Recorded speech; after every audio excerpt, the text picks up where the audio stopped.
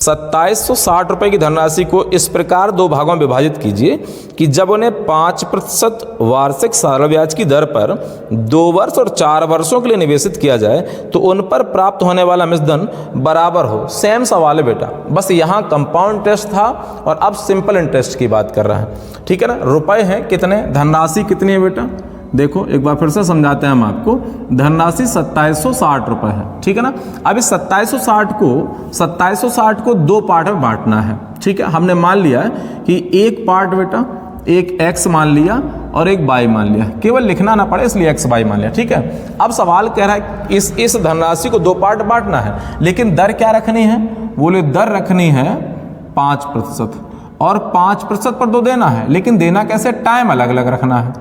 समय क्या करना बेटा, समय अलग अलग, एक 2 वर्ष के लिए और एक 4 वर्ष के लिए, और इन दोनों से जो मिश्रधन मिले वो समान रहे, मिश्रधन सेम प्राप्त हो। ठीक है ना, समान मिश्रधन प्राप्त हो। तो देखो बेटा ये x धन है, ठीक है ना। अब x पे अगर 5% 2 साल के लिए रहेगा साधारण ब्याज में, तो 5 दूनी 10% तो ब्याज बनेगा, 100 पे 10 ब्याज तो 100 रुपए और 10 ब्याज के, माने ये हो गया 110। यही वहां कर रहे थे जो पीछे वाला आप सवाल देख रहे थे। अब इस पे जितना मिश्रधन मिला दूसरा वाला हिस्सा हम बाई माने, और बाई पे 4 साल का तो 5 चौको 20% और 100 रुपए, तो इसका मतलब 120%।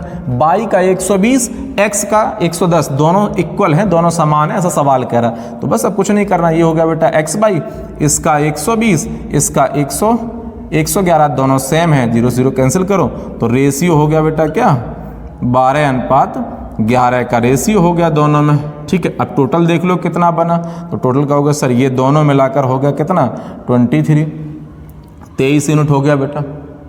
ठीक है ना, दोनों मिलाकर 23 यूनिट हो गया, जबकि सवाल में दोनों का हिस्सा टोटल दोनों का कितना है 2760 है बेटा, 2760 है। इसका मतलब 1 यूनिट का मान कितना आ गया, 23 से काट दो, 23 एकन 23 हो गया बेटा, 23 दूनी 40, 1 यूनिट का मान 120 हो गया।